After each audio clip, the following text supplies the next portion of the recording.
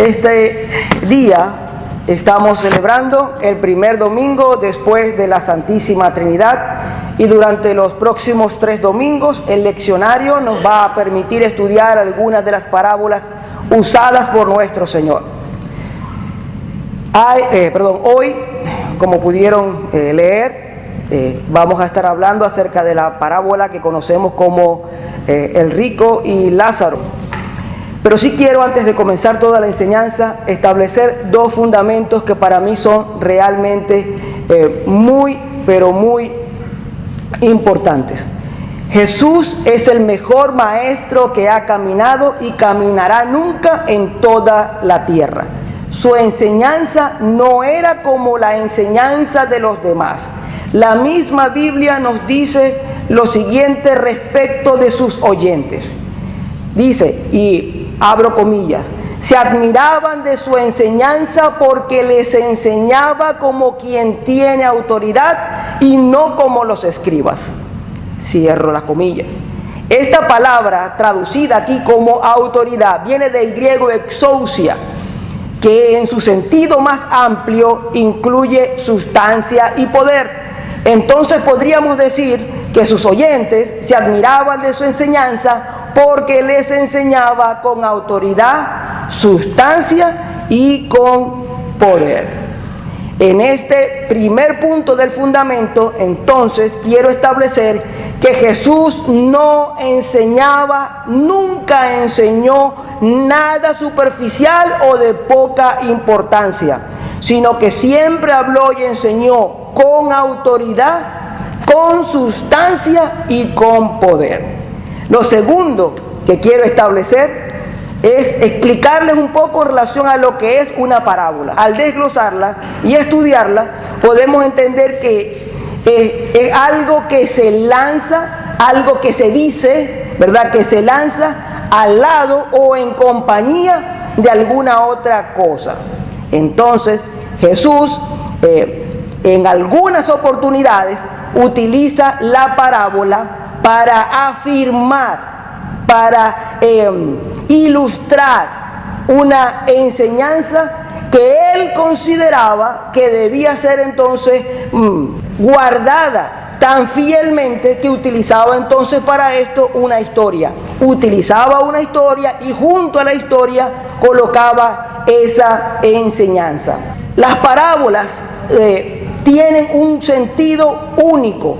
No podemos estarle buscando en una parábola sentido a cada una de las frases de las palabras, aunque hay algunas que podemos hacer eso. Sin embargo, cuando nos atrevemos a eso, podemos concluir algunas cosas que son verdad, pero no necesariamente son verdades inobjetables. Pueden ser verdades que yo particularmente denomino verdades accesorias, pero la verdad absoluta es una dentro de toda una parábola. Jesús, por ejemplo, hizo alegoría en una de sus parábolas, pero él mismo lo hizo. Cuando, el ejemplo, la parábola del sembrador, el sembrador salió a sembrar y la semilla, parte de la semilla cayó acá, cayó allá, y después cuando los discípulos le preguntaron, él comenzó a decir y a describir lo que cada parte de la alegoría significaba para que ellos pudieran tener gran entendimiento, un buen entendimiento. Sin embargo, en regla general, la parábola no se debe, no es necesario, no hay por qué intentar sacar de ellas alegorías, sino ir directamente y buscar cuál es la enseñanza principal de ella. En esta parábola del día de hoy hay muchísimas cosas de las que pudiéramos hablar que terminarían siendo verdades accesorias. Pudiéramos hablar acerca de la actitud del rico, pudiéramos hablar de la actitud del pobre, pudiéramos hablar acerca de las migajas de las que éste quería saciarse, para que ustedes puedan entender de qué es de lo que estamos hablando.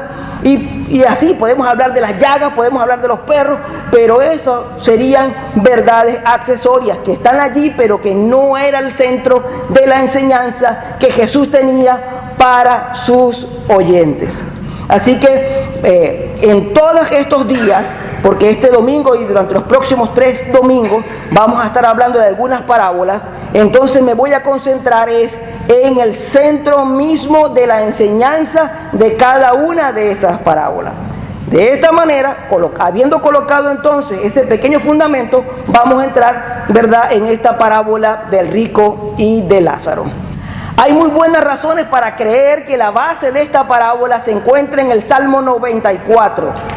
Usted ve, Jesús tomaba para enseñar, usaba una historia, pero no era una historia ficticia. Él tomaba de la realidad, de las cosas comunes y cotidianas de la gente para utilizarla, ¿verdad?, para que ellos pudieran entender mejor.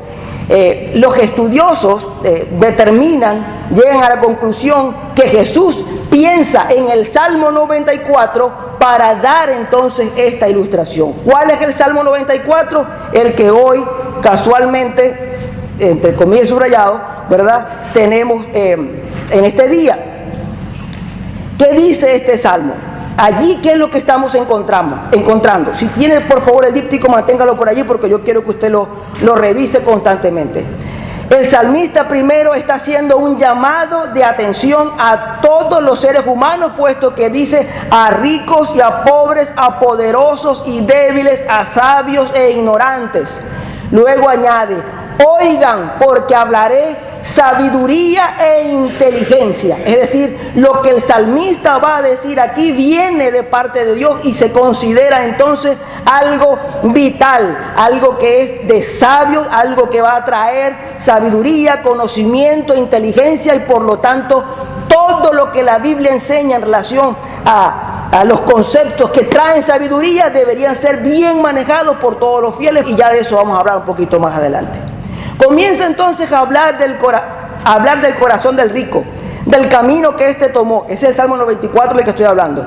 De cómo pone su confianza en su dinero, en sus posesiones, de cómo se jacta de ellos. También de cómo su alma, esto es, su razón, su intelecto, su conocimiento, sus sentimientos, se eleva y le ha conducido a tener lo que tiene, y se vuelve entonces la persona altiva. Es decir, yo tengo sabiduría, yo tengo un conocimiento, tengo una habilidad, qué sé yo, para alguna ciencia, para los negocios o para el deporte, tengo la habilidad, y entonces me he engrandecido y he podido alcanzar todas estas cosas que tengo, y se dice a sí mismo lo grande y lo notable, pues lo glorioso de alguna manera que él mismo es. Y consigue siempre gente que está pendiente de sus dichos. La gente que es experto en el área de finanzas, que tiene negocios, cuando hace alguna conferencia o cuando va a algún lugar, tan pronto abre la boca, no hay quien no quiera escuchar a ver si suelta el secreto del éxito. Así que eso es lo que está mostrando también el Salmo en esta oportunidad. Ahora, la sabiduría, la inteligencia de Dios nos está diciendo a todos, es decir, acuérdense que el mensaje era de sabiduría e inteligencia. Dice en esta parte fundamental, verso 7. Si usted lo tiene por ahí, preste atención, léalo por favor, téngalo allí. En el verso 7 dice: ninguno de ellos puede redimir a su hermano, ni pagar a Dios por su propio rescate. Preste atención, escuche muy bien. Ni el rico puede pagar por su propio rescate. Si el rico no puede pagar por su rescate, ¿cómo puede pagar por su rescate el de clase media? O más aún, ¿cómo puede pagar por su rescate el pobre? ¿De qué rescate? De eso vamos a hablar también ahorita. Lo cierto es que nadie puede pagar el precio de su propia redención. Esa es la razón por la que el ser humano necesita a Cristo. Necesita volverse a Él, pedir perdón, pedir de su gracia y serle agradecido, pues Él es ese pariente cercano, es ese hermano que pagó el precio por nuestra redención. Si vamos un momentico, le damos una vista a la parábola, recordará que este hombre rico estaba allí y no tenía nada para poder pagar por el rescate de su alma. Estaba en el lugar de tormento y no tenía nada para pagar por sus hermanos, que tenía temor de que fueran a parar a ese lugar. Así que, siendo rico, teniendo todas las cosas que tenía, no pudo pagar absolutamente nada por su propia salvación. Preguntamos entonces, ¿será que la parábola está hablando acerca de que ser rico es malo? No, ser rico no es malo, sino pregúntenle a... No, mejor no vamos a hablar de ellos, ¿verdad? Porque sabemos que ellos... Bueno, mejor no continúo por ahí porque no sé quién más está escuchando, no por miedo, sino porque este mensaje lo puede escuchar gente que no tiene ni idea de lo que pasa, ¿verdad?, en Venezuela, así que no voy a hablar de eso. Pero absolutamente no, el problema no es el ser rico, porque si así fuera, ¿qué pasaría entonces con Abraham? Abraham era súper rico, tenía en abundancia. El hombre más rico de su época debía ser Abraham, así que ser rico no era malo. Abraham fue llamado el amigo de Dios. Abraham no le negó a Dios su propio hijo, así que no es la riqueza el problema. También podemos preguntarle a José, el hijo de Jacob, que fue vendido, que fue entregado por sus hermanos y terminó siendo el segundo en todo el egipcio. ¿Se acuerda usted de eso? De la pobreza prácticamente, como llega hasta a tener todo ese poder, porque ahí realmente tenía poder, era el segundo al mando de todo ese imperio. También puede preguntarle a estos tres hermanos que eran Lázaro, pero no este Lázaro de la historia, de la parábola, sino el otro Lázaro que Jesús después resucita, a Marta y a María, ellos eran ricos. María rompió un perfume y lo puso a los pies de Jesús y ungió los pies de Jesús con este perfume que estaba valorado en el salario de todo un año.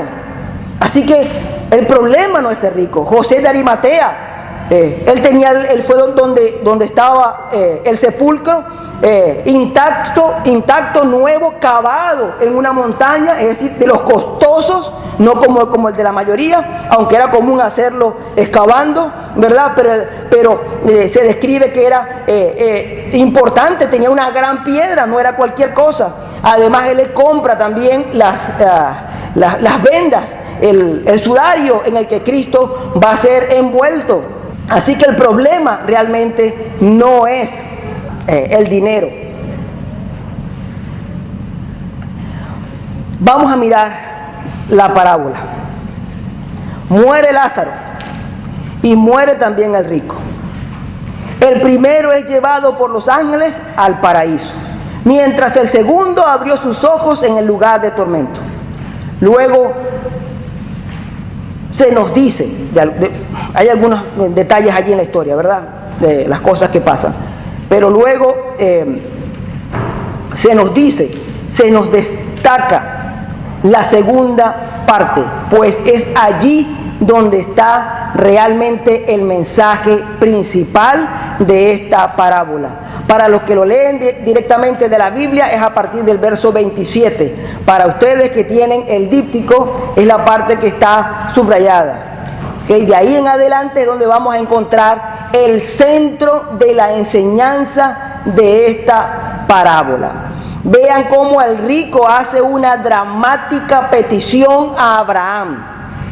Envía a Lázaro de vuelta a la vida para que testifique a mis 5 hermanos, para que ellos no vengan a dar a este mismo lugar de tormento donde yo me encuentro. Entonces Abraham viene y le dice: ellos tienen a Moisés y a los profetas, que los escuchen a ellos. Moisés y los profetas es la palabra de Dios escrita, es decir, estamos hablando de la ley, lo que la ley establecía y lo que los profetas habían dejado escrito, lo que se conoce como el Pentateuco, que era la Biblia judía de la época, del tiempo. Así que de alguna manera Jesús, utilizando la parábola, le está diciendo a este hombre rico que estaba en el lugar de tormento, le estaba diciendo: no voy a enviar a nadie, porque ellos allá tienen, para evitar caer aquí, tienen a la palabra de Dios, a ella deben atender, a ella deben escuchar. ¿Tenemos o no tenemos la palabra de Dios? Diga: yo tengo la palabra de Dios. Entonces no tenemos excusa. No tenemos ninguna excusa. El rico allí no pudo decir nada. ¿Qué iba a decir? No, si es verdad, ya está. Yo la tuve. Vi a la gente hablar, escuché, en la sinagoga se predicaba, en el templo se hacían sacrificios, se leían los rollos, y decir la palabra. No tengo excusa. Pero fíjese lo que viene a decir después el rico. No, eso no será suficiente. No lo fue para mí. Estoy parafraseando, por supuesto, ¿verdad? Para llenar y complementar la enseñanza. No será suficiente. No lo fue para mí. Ellos no están pendientes de las cosas espirituales. No le dan importancia a esas cosas. Ellos, como yo pensé, creen que son secundarias. Que las cosas espirituales no son las más importantes en la vida. Ellos creen que hay otras cosas que son más importantes en la vida. Ellos creen que ser exitosos, que sobresalir del montón, no tener por qué ser una persona promedio, si he escuchado eso, tener la mejor casa, tener el mejor carro, tener el mejor trabajo, vestir la mejor ropa, tener la mejor posición económica y social. Esa es la prioridad que yo tenía y que ellos ahora siguen teniendo. Pero Abraham le dice, pero Padre Abraham, si alguno resucita y les da testimonio, entonces se arrepentirán. Es decir, van a cambiar de opinión, van a cambiar su forma de vivir, van a cambiar sus prioridades. Sus prioridades dejarán de ser estas que ya mencioné y comenzarán a ser las cosas espirituales, las prioridades de su vida. Y Abraham le dice, si no escuchan a Moisés y a los profetas, es decir, si no escuchan la palabra de Dios, tampoco creerán si alguno resucita. Y observe usted si tenía o no tenía razón Abraham en lo que decía, que el verbo de Dios, la palabra misma de Dios se hizo carne, murió y resucitó, y aún así muchos no creen, no vienen a Él, no cambian su manera de vivir y solo piensan en vivir su mejor vida ahora, como enseña un libro muy famoso por allí. Queridos hermanos, hijos en el Señor, en esta parábola hay una advertencia y un llamado de atención. No vivamos ajenos a Dios, no vivamos ajenos a su palabra. El Señor mismo dijo, escudriñad las Escrituras, ellas son las que dan testimonio de mí. Es en su palabra, es su palabra la que nos habla de Cristo, es la que nos lleva a Él, la que nos enseña quién es, cómo piensa, qué siente, qué quiere. Esa es la palabra de Dios. No podemos acudir a esa gente que hoy vemos por televisión, en YouTube está lleno de eso. Hay gente que va de iglesia en iglesia contando que murieron y que los pasearon por el cielo, que los llevaron para el infierno, y ya algunos se atreven hasta a nombrar gente. Y dependiendo de la religión, va a nombrar a uno de aquel lado que vio en el infierno, y si está de aquel lado, ¿verdad?, va a nombrar a los de este lado. Pues vamos a suponer así como que magallaneros y caraquistas. Entonces el magallanero se fue para el infierno y estaban todos los caraquistas, estaban en el infierno. Y cuando el otro es el que se muere, entonces va para el infierno, se lo dejan ver y resulta que los que están en el infierno son todos los magallaneros. No creamos en eso. Jesús mismo dijo en esta parábola, si nadie va a resucitar, no vamos a enviar a nadie, porque no tiene sentido. Yo mismo soy testimonio de lo que supuestamente ellos están atestiguando. Yo, que estaba en el cielo, me encarné, viví, morí, fui al infierno, pagué el precio en el infierno, resucité, eché el cuento, conté cómo eran las cosas, y sin embargo hay gente que no cree. ¿Te van a creer a ti? Y es increíble, pero hay gente que paga para ir a ver a esta gente. No entiendo. Pero sucede. Y va a un auditorio y hay que pedir no sé con cuántos días antes de anticipación para conseguir un cupo. Porque la persona va a contar lo que vio en el infierno cuando lo pasearon por allá y va a contar el cielo cuando lo pasearon por allá. Y Jesús nos cuenta, nos habla. Y no atendemos como deberíamos. Dice también, el que oye mi palabra y cree al que me envió, tiene vida eterna. Y no viene a condenación, sino que ha pasado de muerte a vida. Hay que acercarse al Señor y recibir de Él, recibir de su palabra, comer de ella, alimentarse de ella, vivir de ella. No solo de pan vive el hombre, sino de toda palabra que sale de la boca de Dios. Todo aquel que escucha mis palabras y obra en consecuencia puede compararse a una persona sabia que construyó su casa sobre la roca, dice también el Señor. Es decir, no solamente basta con ir y escuchar.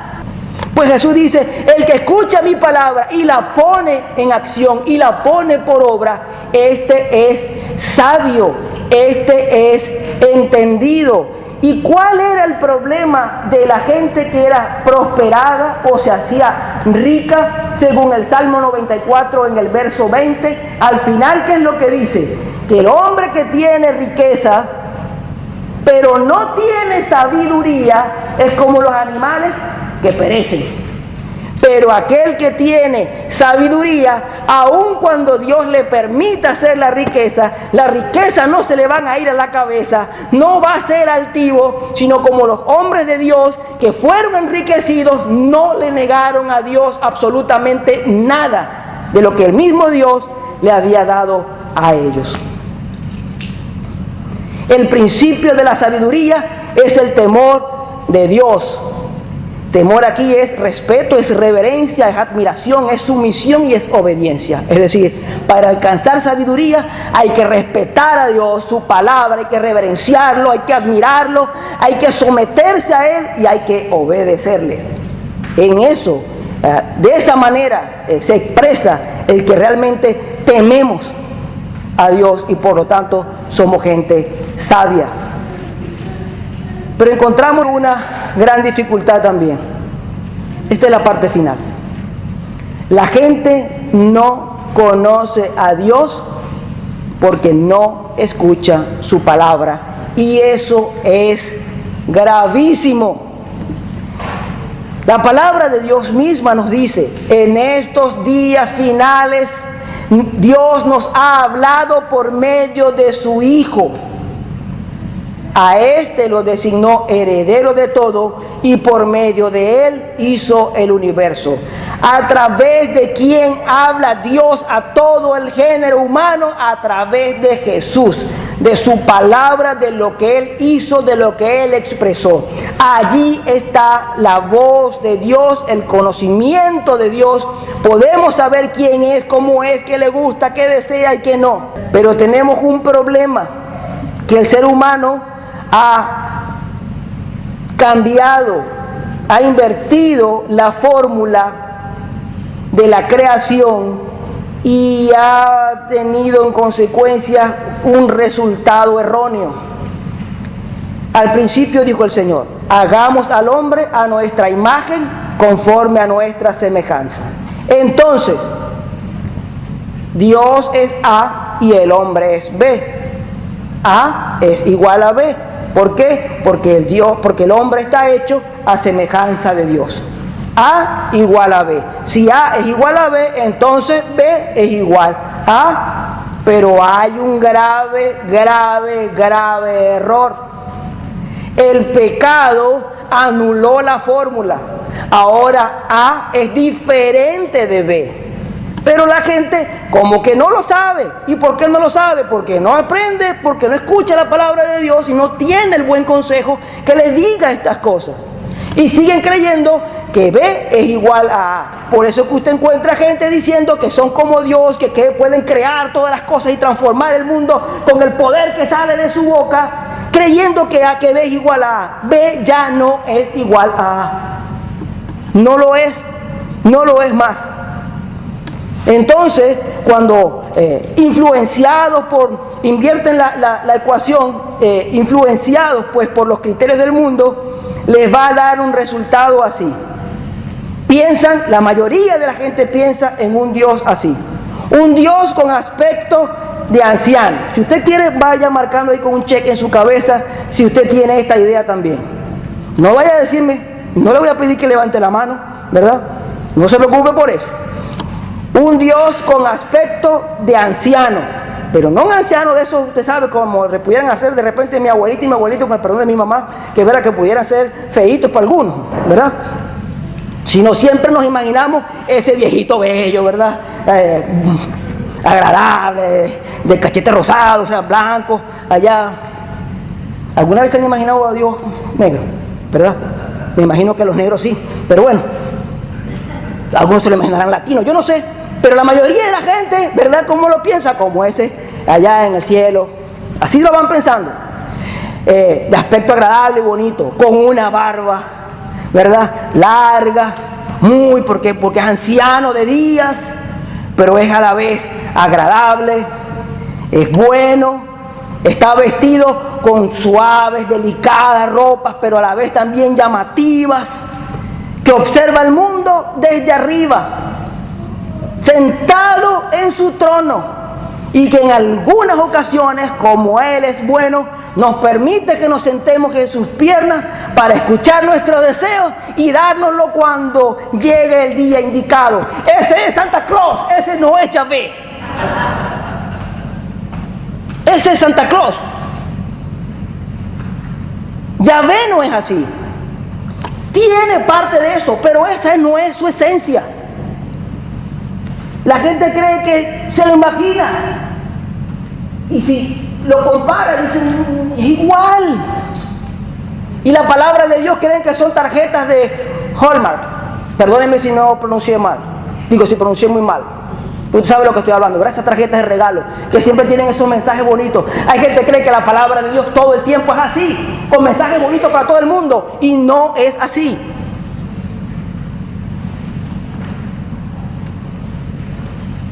El que describimos fue a Santa Claus, no a Yahvé. No al Dios de los ejércitos. Yahvé es poderoso en batalla. Él es el grande, el excelso, el sublime, el que hizo temblar la tierra con solamente poner un pie sobre ella. Él es el santo, santo, santo, el temible, el justo, el todopoderoso, el soberano, el que es, que era y que ha de venir. Él es el principio y el fin, el que no acepta competencia, pues nadie puede competir con él, el que se llena de celo, escúcheme, de celo cuando inclinas tu corazón ante lo creado y no ante él. El creador, el que concibió un mundo paradisíaco para nosotros y que por nuestra propia culpa y responsabilidad nos hemos encargado de echar a perder y bastante. El que en su sabiduría previó un plan maravilloso de rescate, pues no podíamos pagar el precio por nuestra vida. Ahora sabe de qué está hablando, del pecado del hombre, del que se transmitió de generación en generación, el que entró por Adán y por la simiente del hombre fue transmitido a todo, y por tal razón todos somos culpables y todos estábamos destituidos de la gloria de Dios. Así que Él en su intimidad, Padre, Hijo y Espíritu Santo, mostró su infinito amor por nosotros y envió a su Hijo, a Jesucristo, a morir como propiciación, no puedo hablar hoy otra vez de eso, como pago del rescate, para que no tuviéramos que padecer bajo su ira. La ira. Pero es que yo no me imagino a Dios airado, porque tiene la imagen de santa. Pero Dios es justo, y hay un castigo para el que se ha convertido en un traidor, para el que se ha alejado de Él. No, yo no creo en ese Dios. Pues entonces no crees en el Dios de la Biblia. Y esa es una de las razones por las que tenemos tantos problemas, porque no somos tan agradecidos, porque nos miramos en el espejo y encontramos un nivel de buena gente suficiente como para que Dios no nos diga nada. Eso no está en ninguna parte de la Escritura. Cristo tuvo que pagar el precio y sobre Él, el Padre, puso toda su ira sobre Jesús. Y ahí era donde estaba el sufrimiento real de Jesús. No estaba, por supuesto, como que es un hombre y sufre dolor por los clavos, por todas las cosas que le ocurrieron. Pero ¿acaso no fueron crucificados también dos al lado de él? ¿Era un castigo especial el de Jesús diferente al de los que estaban a los lados? No. Y después de resucitados los primeros épocas de la iglesia en la persecución, ¿a cuántos crucificaron? Un montón. Y no solamente les bastó con crucificarlo, sino que los untaban con aceite, con grasa, y los encendían para que fueran las antorchas de la ciudad. Así que no podemos pensar que solamente era el dolor físico de Jesús. Era la ira, el castigo de Dios sobre él, la separación de él, de esa comunión, de esa unidad eterna que tuvo siempre con el Padre. Y la cual tendríamos que haber padecido nosotros si no es por él. Por eso hay que ser agradecidos con el Señor. Por eso maravilloso que hizo con nosotros. Y perdone si me emociono, pero es que así lo siento, así lo vivo. No podíamos pagar el rescate por nuestra vida, y Padre, Hijo y Espíritu Santo acordaron. Y Jesús valientemente vino a morir por mí, a morir por ti, para rescatarme. Y ahora entonces, en virtud de los méritos de Jesús, puedo tener amistad nuevamente con el Padre, con el Hijo, con el Espíritu Santo. Puedo tener el gozo y el inmerecido honor de mirar al cielo y llamarlo Abba, es decir, una expresión de cariño de padre, algo así como papacito, como papaito, como papi, es lo que significa Abba, Padre. Cuando Jesús resucitó, le dijo a quienes estaban allí, a las mujeres, les dijo: díganle a los discípulos, yo voy a parafrasear, díganle a mis hijos, díganle a mis muchachos, que voy a ver a mi Dios y a su Dios, a mi Padre y a su Padre. Eso lo hizo Jesús por nosotros. Busquemos a toda prisa de Él, de su palabra, para que disfrutemos de esta paz, de esa bendición, de esa compañía, y podamos huir de la advertencia que esta parábola este día nos da. Hasta aquí la homilía de este día.